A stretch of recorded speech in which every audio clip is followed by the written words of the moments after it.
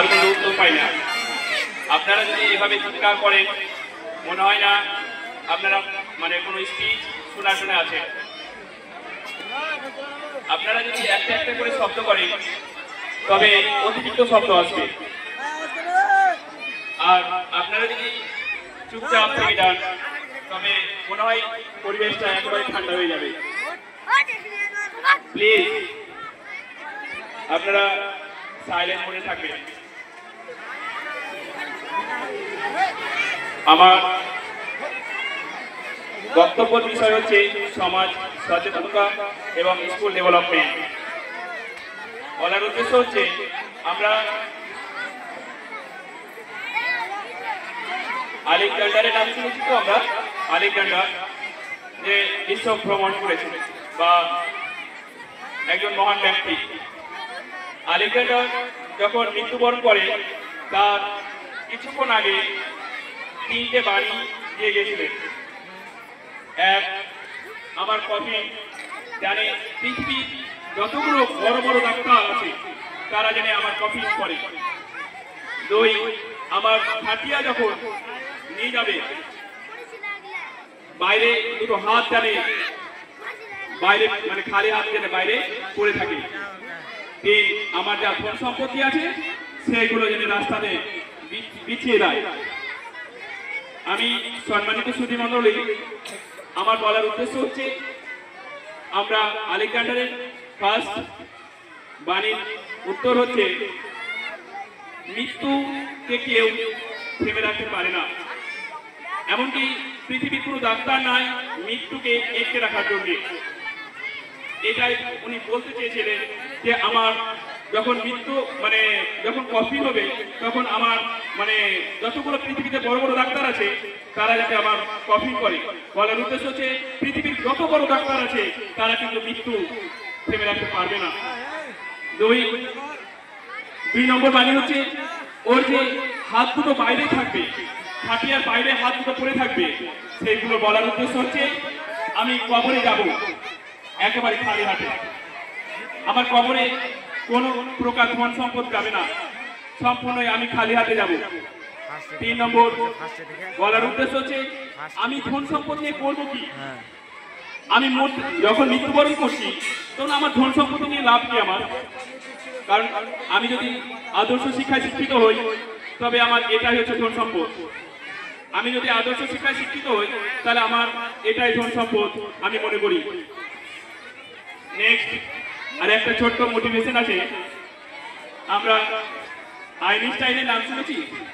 Einstein, আমরা একটা প্রবাদ বাক্য বলি সঙ্গদেশে শিলাভাসী, সঙ্গদেশে শিলাভাসী। আইনস্টাইনের ড্রাইভার আইনস্টাইনকে জিজ্ঞেস করছে, স্যার আপনি যে বক্তব্যগুলো দেন, যে ভাষণগুলো দেন, স্পিচ বলতে একটা একটা মোটিভেশন দেন, সবগুলোই আমার মুখস্থ হয়ে গেছে। বলছে বাহ, তোর সব মুখস্থ আছে? বলছে হ্যাঁ স্যার আমাদের সব মুখস্থ আছে। বলছে আমি এখন যেখানে যাচ্ছি বক্তব্য দিতে ওখানে আমাকে কেউ চেনে না, তুই আমার হয়ে বক্তব্য দিবি, আমি তোর সিটে বসে থাকবো। যেমন কথা তেমন কাজ। আইনস্টাইনের ড্রাইভার সে শুরু করেছে, আইনস্টাইনের ড্রাইভারের জায়গাতে আইনস্টাইন বসে আছে আর ড্রাইভার বক্তব্য দিতে গিয়েছে। যথেষ্ট বক্তব্য দিয়েছে। বক্তব্য দেওয়ার পরে তখন ওর মানে ওকে প্রশ্ন করছে বক্তব্য শেষে, স্যার আপনি যে আপেক্ষিকের সংজ্ঞাটা বললেন না, আপনার ওই আপেক্ষিকের সংজ্ঞাটা আর একবার রিপিট করুন তো। আইনস্টাইন বলছে ব্যাটা এবারে মরলো। তখন ও বলছে এই সামান্য আপেক্ষিকের মানে সংজ্ঞা ভুলে গেছেন, মনে করতে পারছেন না? আমার ড্রাইভারকে বলে আছেন, আমার ড্রাইভার সেই আপেক্ষিকের সংজ্ঞা বলে দেবে। আইনস্টাইন বলছে ব্যাটা তো বুদ্ধি আছে বটে। আমার বলার উদ্দেশ্য হচ্ছে আপনার ছেলেরা বা মেয়েরা কার সাথে চলাফেরা করছে, কার সাথে আসছে উঠে বসছে, আমাকে কিন্তু ফলো করতে হবে। আমি যে বলবো যারা ড্রিঙ্ক করে বা স্মোকিং করে তাদের সাথে আমার ছেলেদের সঙ্গটা আছে কিনা আমি ফলো করব। যদি আমার ছেলেটা যদি তাদের সাথে চলাফেরা করছে তাহলে আমার ছেলেদের অটোমেটিক খারাপ হয়ে যাবে আমার ছেলেরা। আবার যদি আমার ছেলেটা যদি দেখি না ভালো একটা ছেলের সাথে চলাফেরা করছে, তাহলে অটোমেটিক আমার ছেলেটা ভালো কোনো একটা জায়গাতে পৌঁছে যাবে। আমরা আইনস্টাইনের বলতে যে স্পিচ যেটা দিলাম, এখান থেকে আমাদের একটা মোটিভেশন আসবে, আমার ছেলে মেয়েরা কোথায় কখন কিভাবে সময় নষ্ট করছে সেই দিকে আমরা ফলো করব। নেক্সট, এবারে স্কুল ডেভেলপ এর ব্যাপারে ছোট্ট একটা কথা বলি। পাপের ভাগে আমরা ছোটতে একটা কবিতা পড়েছিলাম, পাপের ভাগ। পাপের ভাগে একটা ছোট্ট কবিতা পড়েছিলাম। সেই কবিতাতে একজন মানুষ একেবারে অসামাজিক কাজে তাদের লিপ্ত আছে। নেশা করে, জুয়া খেলে, চুরি করে, ডাকাতি করে, অন্যায় অবিচার অত্যাচার করে। সেই মানুষটাকে একদিন একটা ভদ্র ফ্যামিলিতে গিয়েছে চুরি করতে, বিশাল অ্যাটিটিউড আছে, বিশাল বড়লোক ফ্যামিলিতে চুরি করতে গিয়েছে।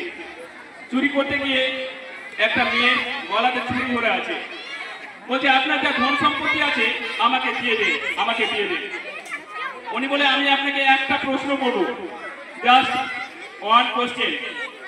উনি বললেন হ্যাঁ বলুন। বলে আপনি ছুরিটা নামিয়ে দেন, ছুরিটা নামান। সেই কোশ্চেনে থাকছে আপনি যে এতগুলো অন্যায় করছেন, এতগুলো অন্যায় করছেন, কার জন্য করছেন? এর কি পাপের ভাগটা কি আপনি নেবেন?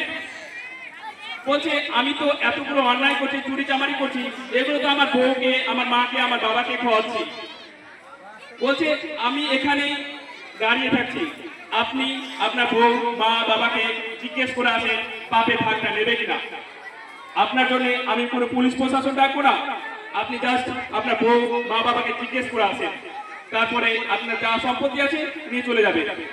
তবে পাপের ভাগ নেবে কিনা এবার জিজ্ঞেস করে আসবেন। ও গিয়েছে, বাড়িতে গিয়েছে, বাড়ি গিয়ে ফার্স্ট টাইম ওর বউকে জিজ্ঞেস করেছে হ্যাঁ গো আমি তোমার জন্য যে এত কিছু করছি, আমাকে এখানে পাপ দেবে, তো আমার পাপের ভাগটা তুমি নেবে না? বলছে তুমি আমাকে নুন ভাত খাও তবু ভালো, আমি তোমার পাপের ভাগ নেবো না। আশ্চর্য তো, তোমার পাপের ভাগ আমি নেবো কেন? এইরকম ভাবে মায়ের কাজ যাবে, তারপরে বাবার কাজ যাবে, সেম একটাই ভাষা আসবে, আমি তোমার পাপের ভাগ নেবো না। আমরা বর্তমানে ও তখন থেকে পরিবর্তন আসবে তার জীবনে। সে তখন চলে যাবে বাড়িতে, মানে সে মানুষটার কাছে যাবে যে মহিলাটার কাছে ডাকাতি করতে গিয়েছিল, ওখান থেকে ও অনেকটা পরিবর্তন আসবে, সে সব কিছু ভুলে যাবে। আমরা এখন বর্তমানে স্কুল চালাই, অনেকগুলো বেসরকারি স্কুল গজিয়ে উঠেছে। এই স্কুল চালাতে গিয়ে আমরা দেখি অনেকগুলো পাপ করি, এর বিবাদ ও করে, ওর বিবাদ ও করে, একটা পরে একটা বিবাদ করি। আমরা বলি জিএস পাবলিক স্কুলে পড়াশোনা ভালো হয় না, জিএস পাবলিক স্কুলে মাস্টারগুলো ভালো নয়, জিএস পাবলিক স্কুলে নাচ গান হচ্ছে, জিএস পাবলিক স্কুলে মোটেই ভালো পড়াশোনা হচ্ছে না।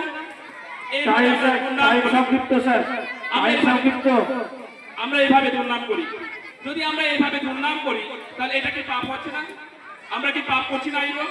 তা আমি কার জন্য পাপ করছি? আমার ছেলে, আমার মা বাবা, এদের জন্য তো আমি পাপ করছি। বলার উদ্দেশ্য হচ্ছে এদের জন্য তো আমি ইনকাম করছি, তাই না? যদি আমি এদের জন্য ইনকাম করি তাহলে আমি আমার পাপের ভাগটা যদি ওরা না নিতে পারে, তবে আমি কেন পাপ করতে যাব? আমি কেন মিথ্যা কথা বলতে যাবো জিএস পাবলিক স্কুলে পড়াশোনা হচ্ছে না? আমি একটাই অনুরোধ করবো, জিএস পাবলিক স্কুলে আমি যা হ্যান্ডবিলটা দেখেছি বা যা সিস্টেম গুলো দেখছি সবকিছু বিকল্প। আমি দেখছি ডেবোর্ডিং সিস্টেম করা আছে, পুরো ডেবোর্ডিং এ বাচ্চাদের অল্প খরচে পড়াশোনার ব্যবস্থা করেছে। জিএস পাবলিক স্কুল যা দেখতে পাচ্ছি মেডিসিন ফ্রি আছে, একটা বাচ্চা যদি অসুস্থ হয় তাহলে সে মেডিসিনটা সম্পূর্ণভাবে ফ্রি দিচ্ছে। জিএস পাবলিক স্কুলে চেয়ারম্যানদের যে একটা মোটিভেশন, বাচ্চা ওরা যে মাঝে মধ্যে 1 মাস পর পর ওরা একটা মিটিং করছে, সেই মিটিংটা বাচ্চাদের ডেভেলপ করার জন্য করছে।